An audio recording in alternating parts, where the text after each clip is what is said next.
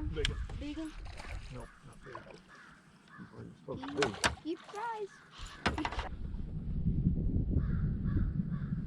Good healthy one. Yeah. Yeah, he was on the very end of that laydown.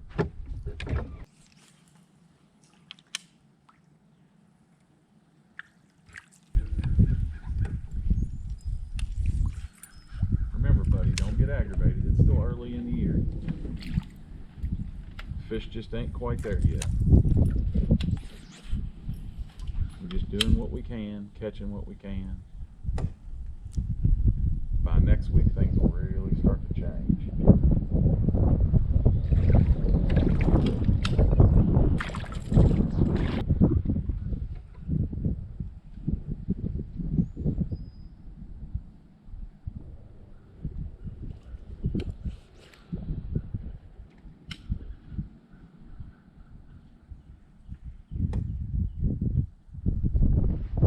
There's one.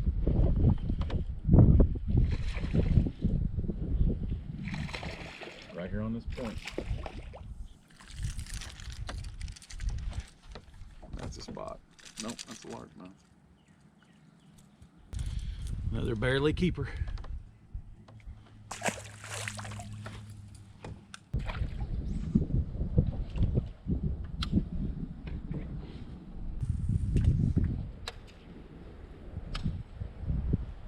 Deeper undercut bank rod with some fish on it.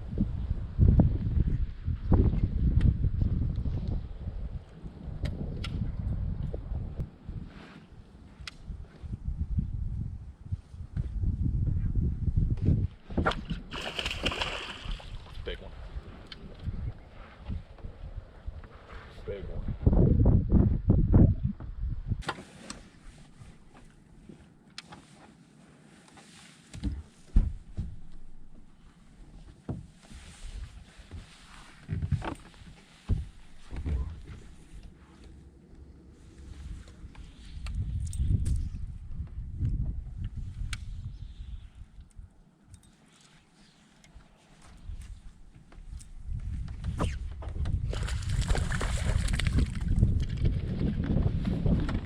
Pick up your flipping stick. Huh? Pick up your flipping stick. There's 2 bites in a hurry flipping. How many more bites are you gonna get on that? Sitting on my, I guess I got some of Mark's same thing, sweet cheeks. That's what we should have brought.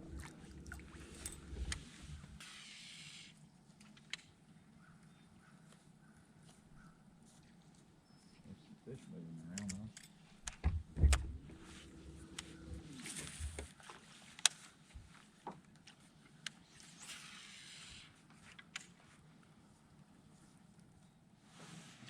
Hey, what's up, guys? Welcome back. Thanks for tuning into another episode here. We really appreciate you taking the time to click on our video and see what's going down. As you just watched there, we were practicing for a tournament there about a week or two ago. And we were fishing a tournament on the Ohio River. And so we were practicing in a creek that we don't fish a whole lot, but it has some kind of backwater areas. And in those backwater areas, especially in the spring, sometimes they load up with fish that are looking to spawn. It's kind of a big stump field. And those stumps really create a great spawning habitat where it offers a hard surface for those fish to spawn, whether it be on top of the stump. I've seen them spawn right on top of it, or they spawn down at the base of the stump around the roots, where the bottom is a little bit harder. Not really about the spawn. It's not really about, the fish that are preparing to spawn and how to catch them. It's more so about fishing rivers and creeks and tributaries off of rivers that have water fluctuation. Now, you may hear in a lot of videos I talk about water fluctuation. In our area, most of our lakes, being highland reservoirs and or rivers, are flood control. So there's locks and dams on a lot of the rivers, and when we get a big influx of rain upriver, we end up with high water situations. So our water goes up and it goes down. It's like the drunk guy running the Ferris wheel at the county fair. You don't know whether it's going up or whether it's going down. And the fish don't either around here. It just changes all the time.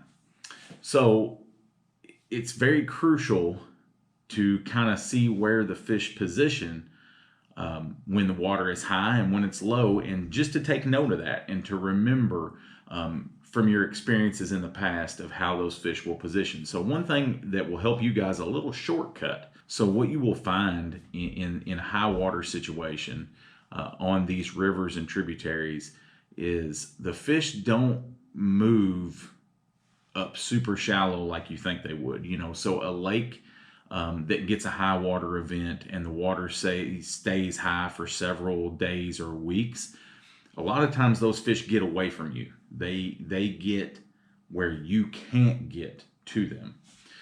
What I've noticed on these rivers, creeks, tributaries off of the main rivers is the water fluctuates so fast that it's like the fish know that water's coming right back down. So you have to really fish the outer edges of the structure.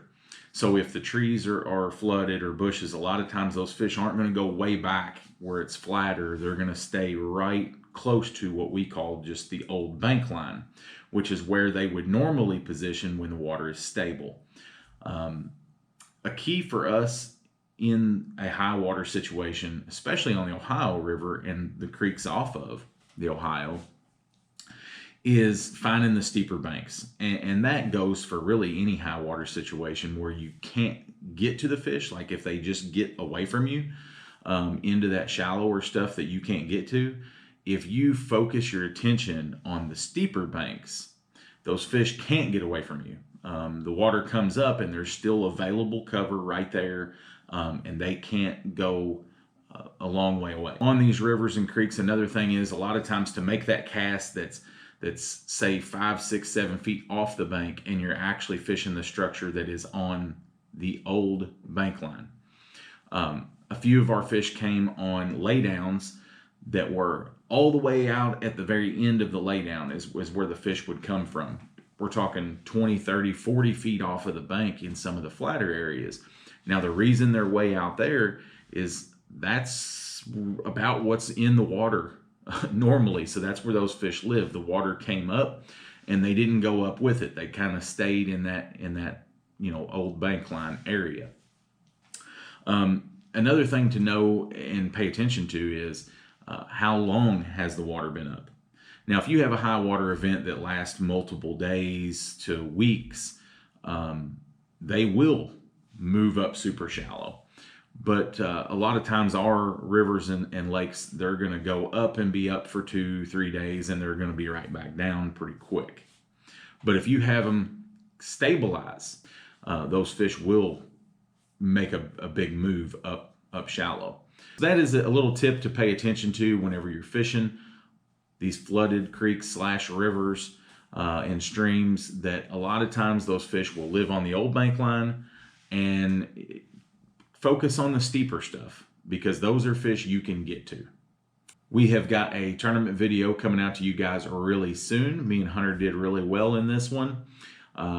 Despite our practice showed us where not to go, and we were able to get it done in another creek on another part of the river. So thanks again, guys, for tuning in. Hey, as always, hit the like button, hit the subscribe button, share it, leave us a comment. Let us know what your favorite river or creek is to fish, whether it's in our area or wherever across the country. Let us know where it is that you guys like to fish some of these rivers. Ohio River is a tough old bird, but I tell you what, it's got some good fish in it if you can be patient and put in the time and figure out which creeks are firing. Guys, thanks again for tuning in. We will see you on the next one.